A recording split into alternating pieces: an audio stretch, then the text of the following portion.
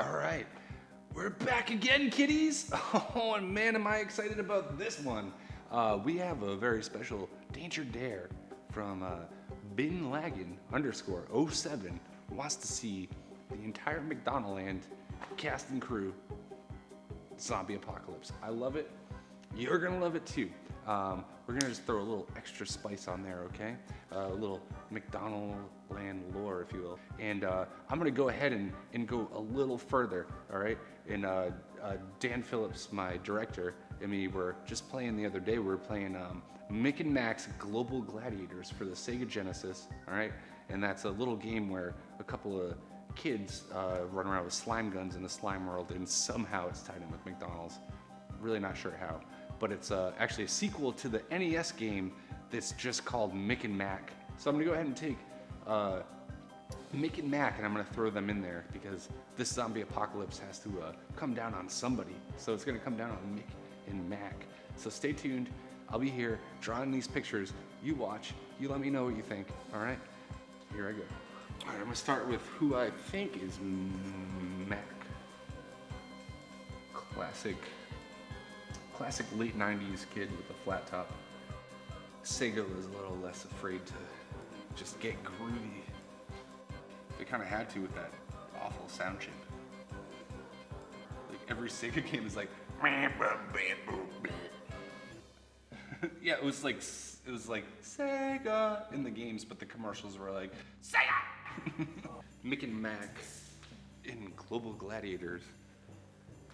They had slime guns. Okay, like super soaker slime guns, and the entire world was made out of slime. And I really, I can't wrap my head around why that is a McDonald's themed game. Like some of the hardest things for me to draw are guns and like wine glasses, and it seems like I have one or the other in every freaking drawing. I'm pretty proud of that super soaker though. I think it came out pretty nice.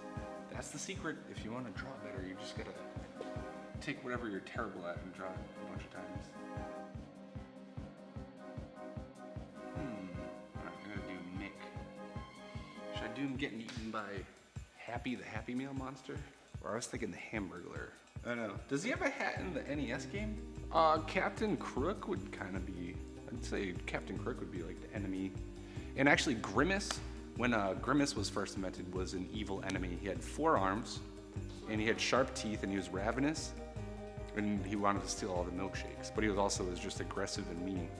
He was a bad person. And then they dumbed him down, and honestly, I'd say without Grimace, we wouldn't have Patrick from SpongeBob. I had the Super Nintendo, and my brother Ben wanted the Sega, so he got a Sega like years later. And then I was like, all right, I played it sometimes, but the Global Gladiators was the one game I actually bought for the Sega. I've always been more of a Nintendo kid. Yeah, the 3 buttons on Sega, useless. Useless. Man, Mick's really getting it in this one, huh? I feel like if you took a bite out of Grimace, it would be like taking a bite out of like a, I don't know, like a cookie or an apple or something. I was thought cotton candy. Oh yeah, cotton candy, yeah, something like that. Like definitely not like flesh per se. All right, we got him in there. He's there. What do you think? Definitely gotta have Birdie. Definitely gotta have Mayor McCheese. This guy is Happy the Happy Meal. He's like a newer character, and I guess people find him terrifying. He's like a CGI character, so he's like, is he part of McDonaldland? I'd say so overall, but he's like definitely a newer addition. I think he's like 12 feet tall or something. But anyway, so once upon a time, when I was a teenager, me and all my friends, and I don't do this at home, I don't recommend this at all, but back before people were carrying around cell phones everywhere, and most stores where it was a little easier, but our hobby was to shoplift. And we had this old McDonald's that we used to go to that we all agreed we like remembered there were these like weird 1970s like 3D sculpted wall hangings of McDonaldland characters. Grimace, in particular Grimace and the Hamburglar, and that there was something kind of creepy and grotesque about them. Got that whole Sid and Marty Krofft thing going on.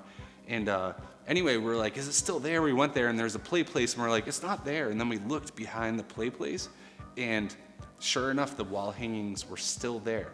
And we like made this whole big plan and like as a team, we had like getaway drivers and lookouts, and me and another one of my friends went in with some screw guns and we unscrewed them from the walls because they were just being hidden and forgotten forever. So I felt like it was kind of like almost like a crime of passion, a crime of like appreciation for the artists, the craftsmanship that went into making these like sculpted wall hangings, because they were really groovy, really cool, really trippy. And sure enough, we did it. We got away with them. While I was away on a road trip, my dad threw away my Hamburglar wall hanging, and I mean, although I do forgive him, it still hurts my heart because I missed that thing. I don't know, I'm pretty happy with this. Yeah, one of my favorite, probably one of my top favorite ones I've done so far.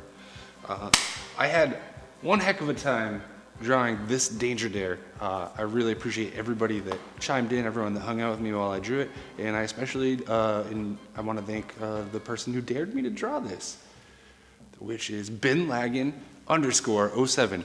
You dared me to draw mcdonaldland zombie apocalypse, and I did it. So I hope you enjoy it. If anyone wants to try to color this in, we're gonna do a colored contest. So if you can color this in, whoever does it best, I will send you a free print, all right? So tune in every week on Wednesdays. We're going live, drawing for you, drawing your dares. So come on back, and I'll see you next time, and thanks for joining us.